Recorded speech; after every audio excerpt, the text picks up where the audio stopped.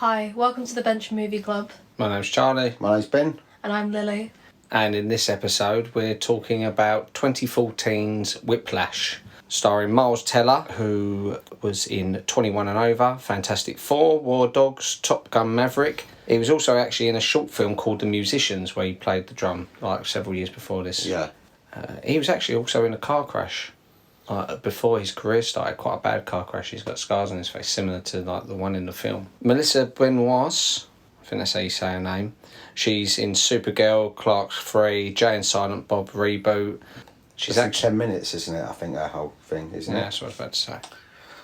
I'm sorry, because I've only got like a small amount of stuff to read off. So you're already sort of saying, yeah, but there's a surprise. Yeah, but you've already said the title. Well, I've that written down. You're reading off all the things that I've got. I'm going to probably say one thing. I'm just saying the actors, okay? Yeah, but that's half my page. I'll just say the actors. Films they're in. J.K. Simmons, who's in Juno, Spider-Man, Justice League, Up in the Air. Paul Reiser, who's in Stranger Things, Beverly Hills Cop, Aliens, and Mad About You. Who's in Stranger Things? You know, like when they're in the complex with 11, yes, and you got the nicer doctor of the two. You got the one she calls Daddy. Oh, and you got he's in it. Yeah, he's his dad. He's Miles Teller's dad in Whiplash. I think I recognise him also from Aliens. I think that's where I recognise him from. Yeah, because he's in Aliens. That's what I know him most from. Yeah, this is what I liked about this film, is the fact that I didn't really like, none of them were big names, and it was actually, it's nice and refreshing to see a film with actors that are just actors. Yeah. It ain't like a name actor that is playing this role again, this role. And thinking about it, I'm thinking there's so many actors out there. Why is it always the same ones playing the same roles over and over again? It's nice to have like a different perspective, a different cast, a different ensemble. And I like that, because then it makes it more realistic. Whereas if it's like a Tom Hanks film, I mean, how many films has he done? He's got to bloody sort of give up now, really. Sure. You hate Tom Hanks. No, I used to love Tom Hanks. Yeah, but you said this in one of the last podcasts. No, I used to really love Tom Hanks, and I just feel that there's some dodgy stuff going on about him. I don't know what, but I feel there's something, that all rumours, and there's no smoke without fire, and I don't know what it is, and I'm pissed off because it's going to ruin so many films that I loved. Anyway, so why don't you just not look into that? Just accept it as the art. Separate the art from the art. I don't know. Well, anyway, we're not talking about Tom Hanks today. And it won't necessarily ruin the film, because it's like Beetlejuice. You still like Beetlejuice, didn't you? Oh yeah, and that Jeffrey Jones. Yeah, and Howard the Duck. Yeah. Ferris Bueller's Day Off. Yeah, I think it's because he's not the main cast member in it, but you've just got to still, I suppose. Yeah, I think that if you knew about all these other stars, and there's things that probably we don't know about with other things. Give us a quick synopsis of the film. Neiman is a artist of his craft. He's a drummer. Why do you say he's a drummer? You're not saying fancy. He's an artist of his craft. The drums. Just say it. Right, shall I do it? Yeah, I'll do the synopsis. Put me on the spot. No, okay. That's what you're here for. You want to. You said you like this film. Podcast. You said. Right.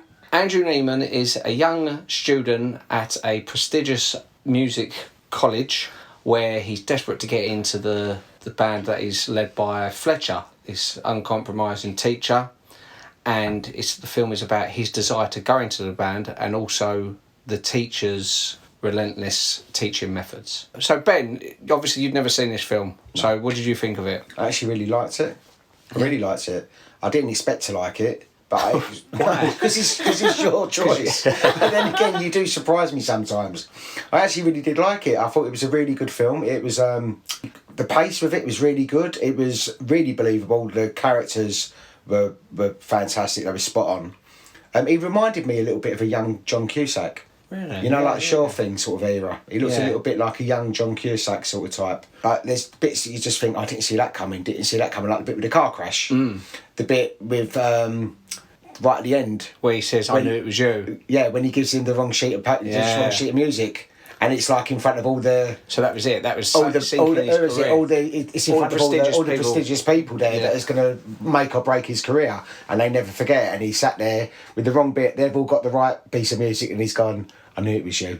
Yeah, that sort of grasped him up. What a snidey thing. But then, and I didn't see that coming after that. Him going back. He went back and he just blew him away. And then it's like they got a respect for it. I loved it. It was like a proper. It felt like one of them sort of classic sort of 80s films that I liked with the storyline wise, where it's got that nice ending, but a realistic. It was just really good. Yeah. I really enjoyed it. I didn't know what to expect when I started watching it. It didn't appeal to me when you actually said, "Oh, it's about a drummer. It's this, it's that," and I thought, okay, it don't really sound like my cup of tea. But yeah, I have to hold my hands up. I was wrong. Good.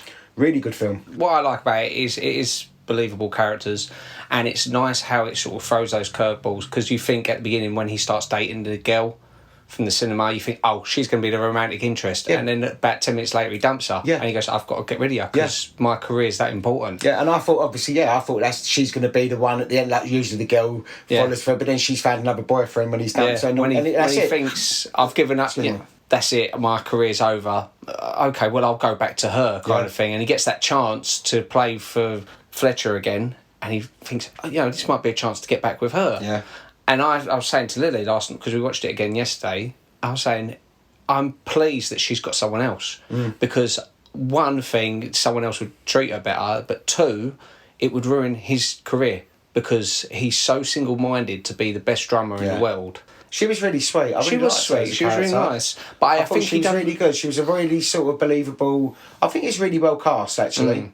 The whole cast was really well cast. He was fantastic, the teacher. Terence. But he was fantastic in it as well. He was really good, really believable, and apparently he won so many awards for this. I think about 47. I should have written it down. It was about 47. That's right. Yeah, 47 awards, including best supporting actor.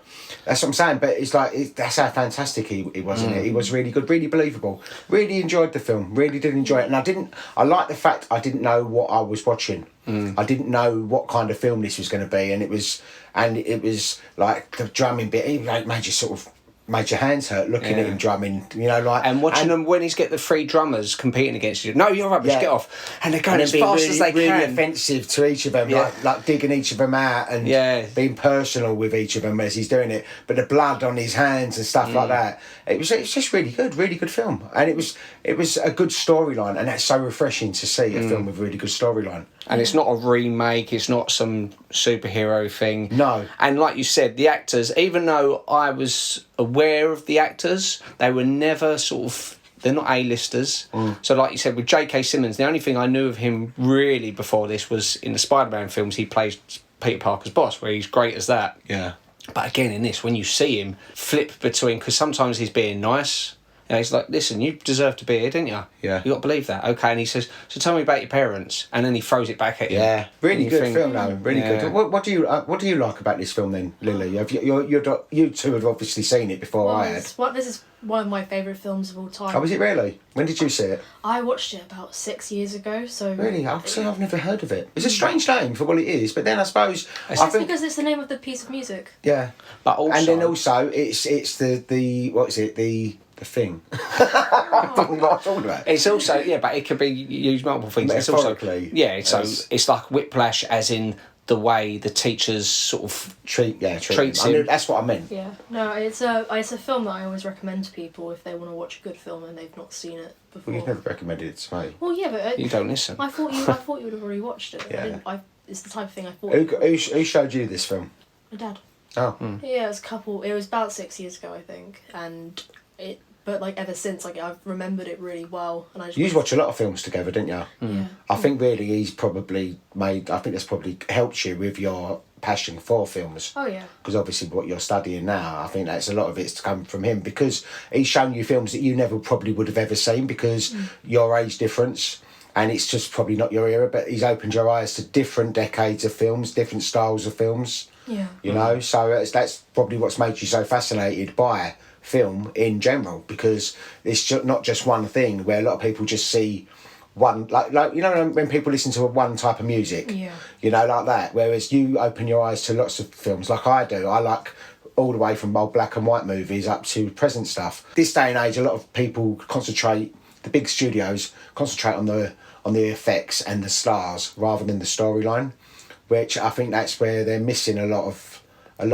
now. And every now and again something good does come out. You do get some really good films, but I don't think there's nothing that I can think of in these later years that really stands out to me, and I feel that it's still going to be relevant in like 20, 30 years' time. I get what you mean. I don't really like most recent films, but I like this film. That's a good film. I liked Everything Everywhere All at Once, but I know you wasn't. No, I did like that one. You did? I did like that one. Is that the one with the? Is that the one? And it's got Jamie Lee Curtis in it. Yeah. I love that. I did like it. That's an excellent. That's another film that I Barbie, didn't expect.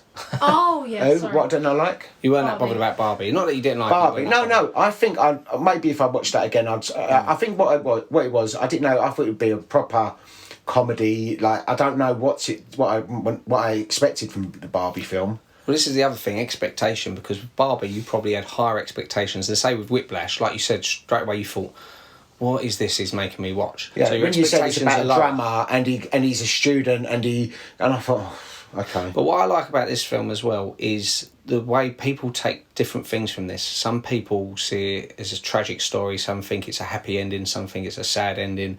Some people say, no, he's a terrible teacher, you shouldn't teach people that, and some people say you're missing the point, that's how he teaches. Yeah. Because where he says the Charlie Parker thing about, which is a true story about Charlie Parker, the jazz That is a musician. true story, is it? Yeah, that's quite sad. Charlie Parker was a famous musician from the famous jazz musician. famous jazz musician who was on stage, and he used to go on these little flamboyant rants and stuff, and he was sort of screwing up the band, and the drummer threw a cymbal, basically tell him to bugger off, and he got laughed off stage. So rather than sort of give What up... happened to him? Well, he then practised every day. He's practising for like a year, and when he came back a year later, he done like one of the best pieces solos ever. And the teacher says, if he hadn't chucked the cymbal with him, do you think he would have done that? Yeah. No, if the drummer had said, listen, don't worry about it, you've done a good job, Yeah. would he have practised as hard? So you can see that. I can see that. Yeah. There's a part of me you look and you think you're just a bully. Yeah. That's what I was looking at. I was looking going, oh, he's vile. It's like, I don't like people like, you get directors like that. Yeah. You know, where they sort of, like, you know, like typical first thing pops into my head is The Shining with Shelley that's what I Duvall. was thinking. That's always the first thing that You're pops into my taking head. her notes now. Oh, sorry, I didn't mean to say that. That's what I'm saying. When you've got someone that's that much of a bully, and it's like, and I feel it's not necessary. And sometimes you don't know if it is for the best, you know. But I don't think it is a lot of the time. But then some people do need to be pushed right down to rock bottom, maybe to be lifted up. I don't know. Well, You don't know. see that That's in what the happens film. to one of them, isn't it? Yeah. Oh, The actually, guy yeah. who he's playing the CD, he says, oh, he had an accident, but... He didn't have a car crash then? No, because after he attacks the teacher and his dad reports him and he says, we want to make sure he doesn't do this again, have you heard of this person? I can't remember the guy's name, but it's the guy who he'd said about earlier. He said he killed himself because he was suffering from depression and anxiety, which started when he was at school under that teacher. I must have missed that bit. Yeah. Because I thought, so that makes it even more poignant then. Yeah. So It basically shows the teacher... It doesn't work always with that kind of... Even though he'd become a success, he'd still killed himself because obviously... I don't know. That specific bit with the car crash, I analysed that in a way which shows Neiman's progression, because obviously he shows the CD and he's like, oh, this guy, he went to be part of the big orchestra of jazz musicians, and Neiman sees that as, that's what I want to be. I want to be his new protege. Protege. It's so strict, but isn't then, it? when he gets in the car crash as well, and then he goes playing again, it shows that he's trying to be exactly like how his old protege was, in a way. Because even though the car crash wasn't intentional, it shows that he wants to go through as much damage as that other student went through to become as talented an artist. And when he then finds out that he killed himself, it then sets him apart and shows that nothing he could have done would have been good enough for J.K. Simmons' character. He gets kicked out of school for assaulting the teacher. You think, well, what's going to happen now? He's put his drum kit away. He's going back to his dad. He's gone to like the normal person's life again. He's finding some sort of normality, walking down the street, and then he has that chance encounter with the teacher. Yeah. And you think, he seems almost human, Yeah. the teacher, you know, and he's like, this is what I was trying to do. Yeah. I was just trying to find the next Charlie Parker. And then he sort of gives him that little bit of hope, because, look, our drummer's not working out, it's usual stuff. And you think, this is quite nice, it's going to be a nice ending. Yeah. And like you said, when he says, I know it was you, Yeah. I think, what's he going to do? Yeah. Because he's not going to attack him live on stage, he's not going to embarrass him, but he's totally screws him over. Yeah. And like those last 9 minutes, there's no dialogue. Yeah. It's just literally him coming out, and he could play the drum. He had to practice. Yeah, he played the drums when he was 15, I read. Yeah. But then he had to practice, I think, 4 hours a day or something like that he was doing to get precise exactly that. And his hands actually did bleed a lot from like Well, he would do, and he holds his drumstick really strange. No, I think Is that is how they do it. I've got a friend who's doing a very similar thing. He plays the drums as a college course. Right. Okay. And he said that when he watched Whiplash, it was very accurate. And the writer-director Damien Chazelle, he actually was a music student. He based this off real life. His teacher used to intimidate him. Yeah, I can't written down. He went on to direct La La Land, First Man, Babylon. He made a short of this first. Whiplash was 18 minutes long, which I watched on YouTube. Yeah. J.K. Simmons is in the short as well. Okay. And it's pretty much like the opening 20 minutes of this film. He wanted to make the feature, but he didn't have the budget. The actor who played Andrew in the short was Johnny Simmons, who was in Scott Pilgrim. He's young Neil in Scott Pilgrim versus the World. Perks of Being a He's not in this film, and he's not playing anything. No, he was one of the finalists. He very nearly got the part because of his experience with, but it's because Miles Teller was a slightly bigger name and he had the drumming experience. Didn't he have him in mind when he was writing the role? Who, Miles Teller? I read that somewhere. Yeah. Right. This film was shot in 19 days. The whole film. It was quite quick. It's quite a quick turnaround. Yeah. But I suppose realistically, there's no real big sort of scene parts. It's a lot of it is either in the school. Yeah.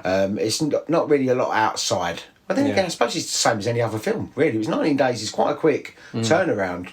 Well, they would have shot most of the classroom scenes back to back, which was quite straining on J.K. Simmons' voice because he's doing so much shouting day after day after day. Originally, they wanted to break it up over a period of time to give him time to rest his voice.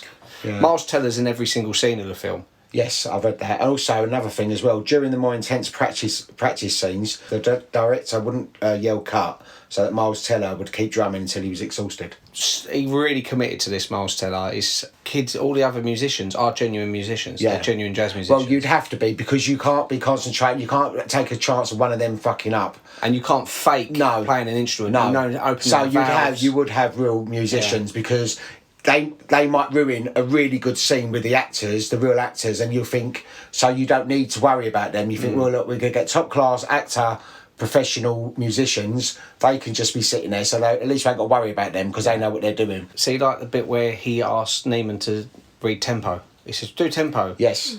And he goes, what does he say? He does. He asks him to play a 2:15, and when he tells him it's wrong, he is actually doing it right. If you were to play a metronome to that scene with the 2:15 beat, he's actually doing it exact. It just shows how cruel the teaching really were. Yeah. Like watching it, I think what happens, he spots Neiman first at the beginning, doesn't he? And he says he can sense something, but then he walks off. Then you got the classrooms where he listens to the door, waiting to see if there's someone. And if you notice, Andrew practices, and the teacher sort of goes, no, none of that. Come and get the chord drummer back. And the chord drummer says to him, you've been practicing. With that, the teacher comes in. So the teacher was listening to the door. I think when he comes in and gets them all to play, he's just going through the motion. He's actually already decided to take Andrew. Yeah. So he goes, go on you, because you think Andrew barely plays for a second. He goes, that's it. He's trying to intimidate him, because by bringing that other drummer in, who was working with him, who was in the class with him, the redhead one, who was in the class with him before, and he's like, oh, that's it, perfect, and he wasn't perfect, I don't think. No, apparently he's meant to be rubbish, because you can see standing,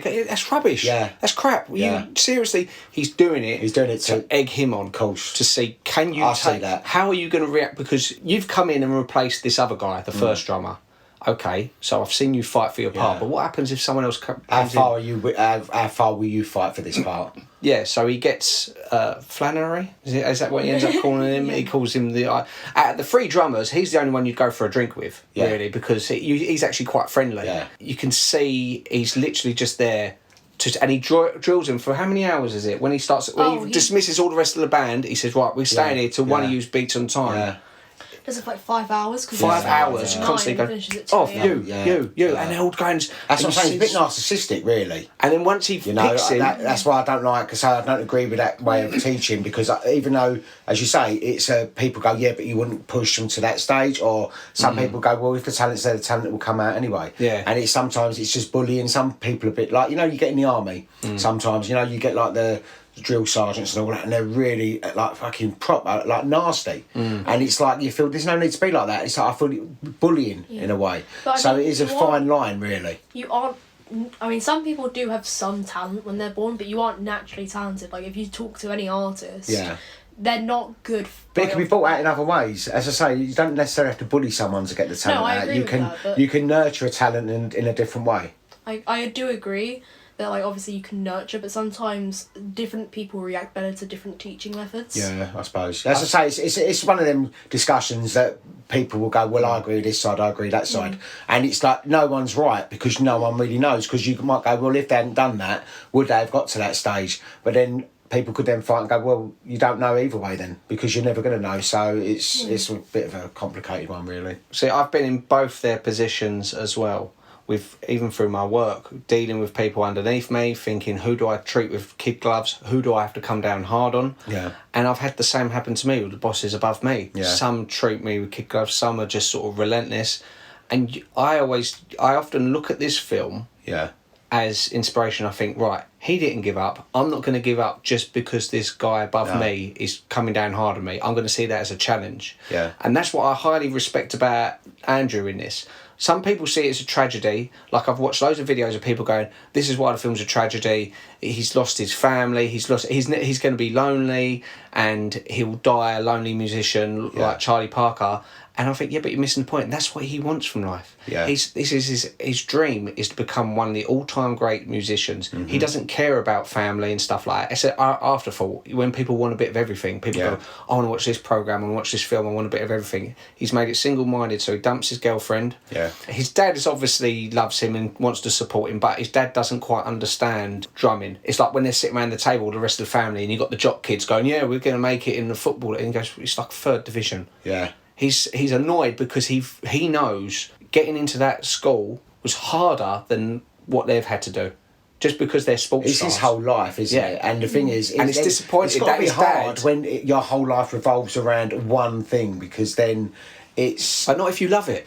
Yeah, but but then the problem with that, if you don't succeed at that. Yeah, then, I know. Then, Which then happens, almost happens in this. And you think, you can see it's kind of bittersweet and sad because he's quite young. Yeah. This is why I often say you've got to pursue early, because where he's quite young, he's still got time to make a life. Yeah. He'll find another girl, he'll do this, his dad helps him settle down. Now, there's a thing with the dad's face at the end, Paul Reiser. Know when they're doing the drum solo? Yeah. You see his dad looking, and loads of people say you see his face, he looks shocked, and then he looks like his face drops, like as if I've lost my son to this man. Which loads of people, even in the script, I think it says something along that he knows that he's lost him forever. But I see his face as he now realises how talented his son is. Because he's looking shocked, and then he's sort of like, wow. Yeah. He's amazing, he really is. Yeah.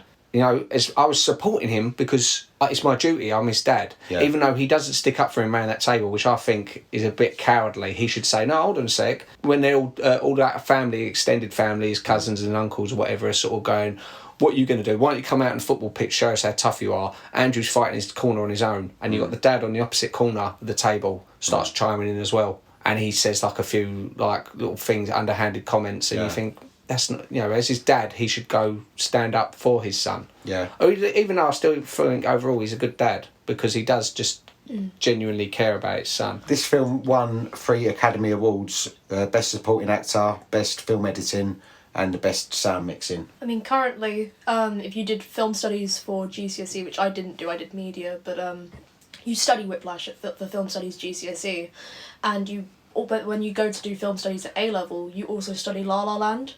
Right. So obviously Damien Chazelle's work is... It's highly regarded for a modern director. But for modern classics... I've never heard of him. Well, he's only really done those not even half a dozen films. I don't really, to be truthful, I don't really pay attention to a lot of the newest sort of films anyway. I'm more like retro with my films all from like from years ago. The teacher, he's always wanting someone who cannot be discouraged. And he found him. Yeah. Yeah, so that's what's good about it. Even though you hated the teacher, but then at the end, pleased that he suddenly looks and goes, "Hang on, he's got it. He's doing it. Yeah, he's even adjusting his symbol for him. I knew he had it in him. I knew he could do it. And even though he tried to destroy him a couple of minutes earlier, he's angry at him at first. He's like, "What are you doing? I'm gonna." Then he looks and goes, so he's made it as well as he's made it. It's also both their downfalls, because the thing is, the way that he starts doing the drums, that's not what's been allowed beforehand. No. So it's like, even though in this moment this is exactly what they both wanted, they're both not going to succeed after this. This is both their big breaks and the last thing that's going to make them memorable in a way. Yeah. But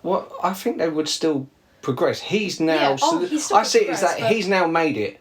He is. This is his. It's a good ending. I think you know what. It couldn't end any other way. Yeah. No. I'm glad they didn't have anything afterwards. No, I actually because I was thinking and I thought no, but that's actually a good ending. It ends. That is the end of the film. Yeah. It's like you don't know. It's like that is it. It's. Yeah, you didn't need the teacher coming up afterwards saying, "I knew you'd make it" or anything like that. At the end, obviously, when he gives him the wrong sheet music, right? Yeah. If you analyse it quite heavily, it's actually the same sheet music that gets taken from the original chord drummer at the beginning of the film. That's what I was going to ask you. That's what I was going to ask you. I was sitting there thinking, but you just started talking. I was thinking I was going to ask something, and I could not think what it was. Who took that folder? It's never explicitly explained, and there was loads of theories. Some people tried saying as if, well, maybe Andrew subconsciously hid it because he knew it would help him, but that doesn't make sense. Maybe the other drummer hid it to get Andrew in trouble, but that doesn't make sense because the other drummer's panicking. I thought it was something to do with the teacher. Yeah, I think it is. I always thought it was him, but what is it? What's his name? The teacher? I keep forgetting his name. Fletcher. Well, like I said, I was watching the film quite heavily during it, and when afterwards I looked at screen caps, and it's the exact same sheet music with the same markings and everything. Wasn't they all just like wasn't it all just because you know when you see them scribbling, they make their own markings on the paper. They go, oh, I'm going to adjust this and do the markings. It has the same markings on the Whiplash piece of sheet music that he's given. So that makes sense. Yeah. That also has symbolism. The fact is, originally the other drummer was his core musician and he was who he wanted to succeed, and now even though him giving him this other sheet music would cause him to fail, it is also what makes him succeed by the end of the film. Yeah. So obviously the production company for this was Blumhouse as well, which I think is really evident in the way that the film is shot, because it's really synonymous with being a horror film, which I think is really good because it shows the horror of being in this situation. Like, for example, like the colour usage in the film, where it's got like the gel lighting, where it's like spotlights at certain points of like red and blue. That's more synonymous with horror films, which is obvious because of the fact it's Blumhouse. Yeah. Also, the way that the villain, which is Fletcher, Why can't either of you remember his name? I just said Fletcher. Yeah. No, but I mean, a minute ago, I went, oh, what's his name? Yeah, but I've only seen it once. I don't know. It's funny though. Times. It's funny though because it's like one of my favourite films. I'm not really paying attention to that. I pay attention more to. On names quickly to digress. Do you notice? Because what's his name? His name's Neiman. Neiman, yeah. His name is Neiman. He deliberately calls him Neiman afterwards, and it's even written in the script that he keeps saying his name wrong, so that it's just to sort of get under his skin, really try and wind him up. What I was saying was the way that Fletcher is introduced at the beginning of the film, obviously where he's playing the drums, and Fletcher walks in through the shadows, which is really key with a lot of horror films, which I think it's meant to show that... All dressed in black as well. Well, yeah, he is dressed in black, but that doesn't necessarily make him a villain in that sense, because obviously like Freddy Krueger and stuff like that. Like, yeah, but you look at Darth Vader. Oh yeah, Darth Vader, but then the way that he comes in from the shadows, it shows that he is this dark character and he's going to have a really harsh impact on him, because also Neiman at the beginning of the film, he's wearing all light clothes, and if you look at it like he's got a white t-shirt on, if you look at it traditionally with like colour symbolism, he's wearing white, it's like pure, and by the end of the film they're both wearing black, showing that they're both equals in a sense, and they're both as dark as each other at that point. They're both ready to go further. Yeah, see, other people have said that as well, that they see it as him turning from this pure naive boy to like this dark, unstoppable beast of music. But I see it more like, again, with Star Wars parallels, you've got Luke Skywalker starts off all dressed in white, where he's this naive young boy. If you look by the end of the film, by Return of the Jedi, he's now dressed in black because he's become a master. Yeah. And also with karate and stuff like that, you start with a white belt, end with a black belt. I see the transition of his clothing getting darker, showing that he's becoming a better musician. He's getting there. He's just about to make it. I like the fact that you can analyse it in so many different ways. I like the fact of that because we've all got our own interpretations of it. Yeah, and I that's think good. Also the fact that the film is about jazz music, I really appreciate that. Not just because of the fact jazz is one of my favourite genres. Yeah, I like jazz. But also because of the fact that because jazz is such a thing that most people don't think about it, and you don't necessarily hear big names of jazz. Like most people, the first jazz musicians they'll name will be like Nat King Cole, Billie Holiday. The thing is, what I think is really good about that is it shows how much harder it is for him to become a famous musician. Yeah. Because you could go into pretty much any other field of music and probably become somewhat famous. But with jazz music, it's so hard to become well known because it's such an unpopular form of music, which I think is really good for this film. I love jazz. I think it's jazz. Even though, this is the thing, if you're getting into jazz, you're not getting into it necessarily to be popular by the masses, but to be respected by your peers.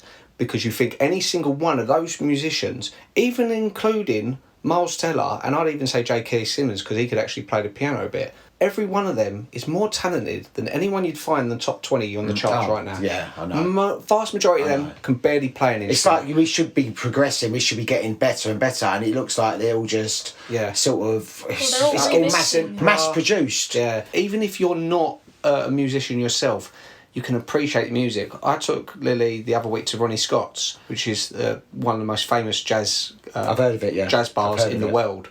And we went in there and we sat down and had our little cocktails. She had like obviously a non-alcoholic cocktail. And there was a trio, this jazz trio. They were amazing. You had a drummer, double bass player and a pianist. And they was all no singing, but it was them playing their songs and they're talking between, and people were like, wow, it's amazing. Yeah. And it was almost like watching a live rendition of something like Whiplash, and you think, this is amazing talent. I don't care that I don't know their name. Yeah. This is the right setting. Jazz music, and this is what's so good about this film is, me or you will be listening, we think, I wouldn't last 5 minutes in that band. Oh, no. I don't know if he's on time or not. No. Are you dragging or rushing? Are you dragging and you think, I don't know. You're dragging a little bit, you're rushing, and you think, please get it right this time, and you're begging that he gets it right. For 5 hours or something, you said he was doing it for, bloody hell. I mean, also as well, this is about the end of the film again. Obviously, throughout, it's repeated that Neiman is said throughout that he cannot make eye contact with people and he sucks at it. And right at the end of the film, it's just his eye contact with Fletcher, which I think it shows that... And you see Fletcher smile just with his eyes, you think it's like... The fact that he can now make eye contact just with Fletcher, it shows that that is the bond that they have, that he can have that trust and be able to make that eye contact. Well, if you notice, there's 2 significant situations where he's other people. It's the one where he's with his family around the table and he does not relate to them at all. No. He does not get them. Then he's got him and Fletcher in the jazz bar. He's hanging on every word. So it's like they're kindred spirits. I see this as a feel-good film because I'm happy for him. Okay, he might be a social outcast. He might not make friends. But why is that the most important thing? He's so devoted to his career. And I'm envious. I think, because I want to be a filmmaker, I think if I'm really that serious, I should, cut myself out of loads of people's lives, come off social media, sell my computer, just really think, right, single-mindedly, this is what I've got to do. Yeah. And that's exactly what he does. He chucks everything away. He's got pictures of jazz musicians. He listens to the music and he's tapping on the bus constantly. He's constantly practicing because that's all that matters to him.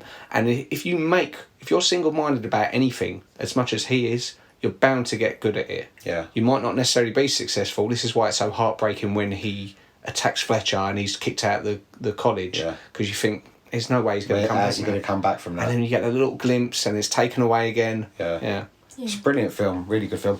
On IMDb, this got 8.5, which is quite respectable. It's very good. And Rotten Tomatoes, it was by the critics, it was 94%, and the audience was 94%. Wow. So that's very good as well. High. Really good. Excellent. And the budget was $3.3 million, and it made $49 million. So good return, yeah. Going back quickly to what we were saying about popular music, if you notice in the class where they're studying this, written on the wall, it says, if you don't have ability, you wind up playing in a rock band. Some people think it's a bit snobby, but when you think about it, the vast majority of popular rock bands, like modern ones, you think, oh, that was good, he done that quite fast and he done this, but it's nothing half as challenging as some of the things they have to do in jazz music. The most important thing for any young person is pick like with this guy, pick what you want to do. Doesn't matter how much money you make, it doesn't matter how popular you are. If it's something you enjoy doing, if it's gardening, it's lovely to have that passion. Like I've seen, as I say, with Ben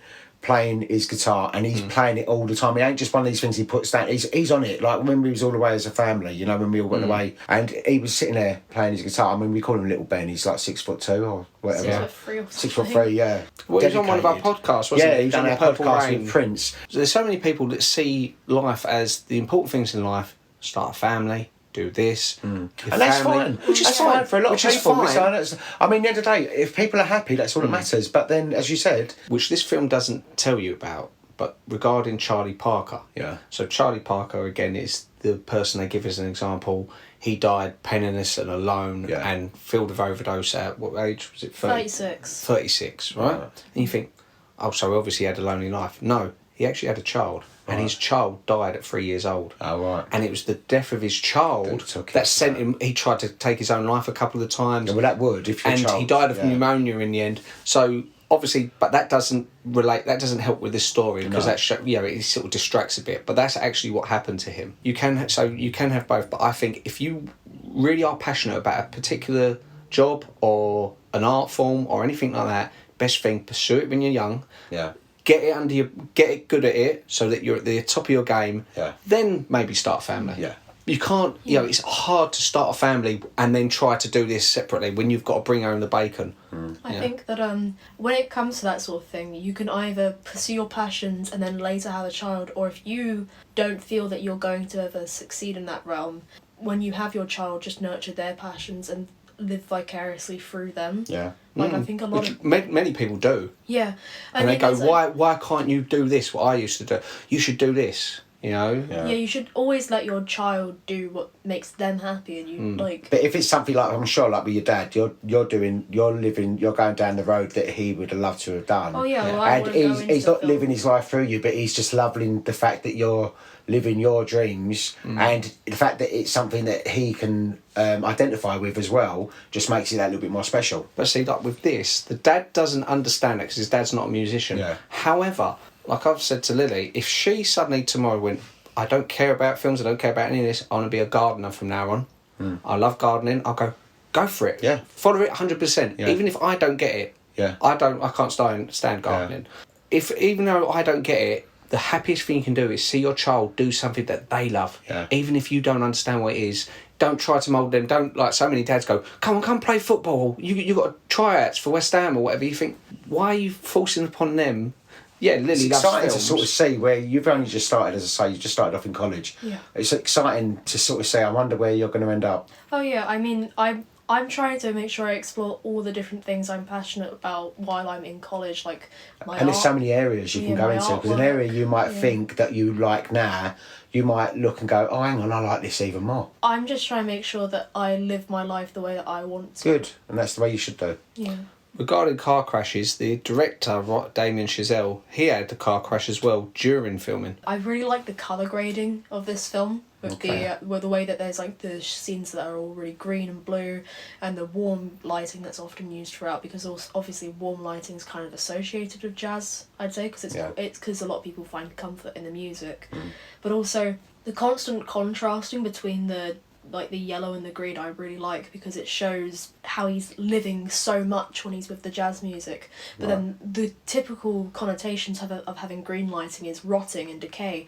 So it shows that it's always going to flip between the two when you're in that scenario. Like there's no security when you go into the music industry. It's the same with a lot of creative industries. He never gets to be comfortable or secure because when he wins his place in the band and you think he's fallen out with his family but he's in class and he says, Andrew, stay behind. He's thinking, well, I've done well today, so this can only be a good thing. He goes, you see all this stuff? He goes, yeah, it's good, isn't it? As luck would have it, and he brings in the other drummer and you think, I've got to bloody fight for this again. Yeah. He's never given a moment's peace. But again, I think the entire time is purely to push Andrew. Yeah. Like when the other drummer comes back, because I've lost the file. I need to read this stuff. You know this, which gives another hint to the fact that the teacher nicked the stuff. Yeah. He goes, well, go out and do it. And then when Andrew says, I can do it, you see his face, he's like, yeah that's what I wanted. And he gets him out there. A lot of people would compare this film to Black Swan, which, have you seen Black Swan? I have. It's Winona Ryder. Yeah, Winona Ryder and Natalie Portman. Yeah. But a lot of people compare it because it's the artist, like how you will dedicate Some people yourself. suffer for their art. Gone so much by the end that We've just ruined Black Swan for anyone. Yeah, she's become the swan in a sense, and by the end of it, like that's all she could be, and she's obviously like bleeding. I don't remember all that. Yeah, a lot of people compare it, but I actually don't think the two are comparable, and a lot of people will disagree with me on that. But I think that it's very different in the way that it goes about it, because. So why do you bring it up if you don't think? No, because most people do. I think Black Swan's more tragic. She genuinely seems like she's been just caught up and just gone along with and lost with it. Whereas this, he's really pushing for this. He has an opportunity at the end. His dad hugs him. He could go home and sort of hide under the covers and be sad for a few days and then try and carry on. But he goes, no, Something switches in But him. she doesn't have a good family relationship. I mean, her mum's, like, as much as she does stuff that's somewhat caring, she's horrible to her. She wants her to become a good ballet dancer. And... But you think they're like the same then? No, what I'm saying is a lot of people compare them and say that they're very similar. They could be companion pieces because they are about an art, not a mainstream art form, ballet and jazz, but it also shows that the person's desire to succeed, a young person. Right. So Natalie Portman and in this Miles Teller. But I think that the film, like, both films are good. I think Whiplash is better, but that's I didn't enjoy Black Swan. I thought it was okay. But maybe it was... I don't really remember it. I've seen it, but as I say, I don't really remember But it. I think that with Black Swan, it is obviously a much darker ending, because even though Miles Teller, by the end of the film, he's like now dedicated to his art form, but that is a complete success. Whereas in Black Swan, it ends and she dies. Yeah, see, some people say, again, I know I've said this before, but some people see that ending of Whiplash, say, he's lost from humanity. Now, you think, get over yourself. Not everyone wants to do a 9-to-5 job. He's succeeded. He says early on, when he dumps his girlfriend, he says, I want to be great. And she goes, you can't be great with me. He goes, no, I want to be one of the greats. And that's where he succeeds. Yeah. He knows his harshest critic he's ever come across in his life is on board with it now. He smiles at him. That means more to him than anything that happened to him before that. It meant more to him getting first chair. It meant more to him getting a girlfriend. It meant more to him anything. The happiest he's ever in the film is that last moment. You know, so that's why I see it as a feel-good film for me. I thought it was a really good film. I really enjoyed it. Yeah. I enjoyed it a lot more than I expected. Yeah, I think I agree with what you were saying earlier, how it's going to go down as like a modern classic in a way. So that was Whiplash, and I enjoyed it a lot. And as I said, it's one of those ones which causes great debate because people art's down to interpretation. You can see it differently as what even the actors I really hated the teacher at the beginning. When he was being a bully, I hated him. But then at the very end... But he was a funny bully in a way as well. I quite liked him. But I did because I don't like that kind of character. I don't like that kind of people in real life. So I didn't like him. But then at the very end, I did sort of see where he's coming from. Did you agree with his methods then? It's not what I would... Because I'm not that way. I just find it a lot of that is bullying. But then, as you say, as that debate that we were talking about earlier can open up different... People can sort of come from this side or this side and say, but if it wasn't for this, then this wouldn't happen, So it's one of them debates that is open for interpretation for anyone. But I think in that environment, in the situation he is, the absolute top... Obviously, you wouldn't have a teacher like that in primary school. But he's or nursery or secondary school or any of these, because it's not necessary, because these kids might not necessarily do that, but every single person who's in that music college, they know what they're letting themselves in for. He's notorious. They know what he's like before he's even gone in the class. He knows how harsh he can be. Loads of people, there was a whole dissertation on YouTube, someone saying about how he's a villain. I don't even see him as a villain. I can understand where he's coming from. Yeah. He's very passionate about music, and I feel he feels a bit sad about the kid who killed himself. Yeah, I think he does feel guilt. But it doesn't change his teaching methods, because immediately after that is when he goes, you three are staying here until we get this right. Yeah. It's like he won't change his methods. But he gets it in the end. They both get each other. They both look at each other and they both are on the same page for the very first time. And some kid, and everyone in that class would go on to do great things. Yeah. Not necessarily as much as Neiman. They'll go on to be in like first chair in certain like New York Orchestra, because they've got that discipline. London Orchestra. Yeah, and you see like in the corridor when he's got one of his former students with his daughter. Yeah. And they're all chatting and stuff. So you can see once he's not the teacher. Once he's not the teacher, he's nice with him. So I understand that. There's method in his madness anyway. Okay, so that was Whiplash. So next week, what am I going to have to watch in Revenge? No, it ain't in Revenge. It's a really good film. Well, you already said it's something I haven't got on DVD, so you're going to have to... I don't think you have got it on DVD. But it's a classic film, and it is an old film. It's Whatever Happened to Baby Jane. Oh, okay. Have you ever seen that? I don't think you've ever watched it. I've seen bits of it. It's a classic. It's a classic. It's so well known. It's like Betty Davis and Joan Crawford. Yeah. It is a really good film. It was actually classed as a horror film back in the day. Okay, well, thanks for listening, everyone. Thanks for coming in, Lily. Yeah, thanks, Lily. Putting your 2 bits worth in. Nod. Yeah, sorry. Is it 2 bits? Is it 2 bits worth, you say? 2 cents. So, yeah, thanks, Lily, for putting your 2 cents worth in. No, it's fine. I really enjoyed being on here, especially because this is one of my favourite films. Yeah, it's nice. When you've got passion for a film, then it's good for you to come in and speak about it. Yeah. Lovely. Right, Okay, well, thank you very much, and we will see you next week. Bye-bye. Bye-bye. Bye.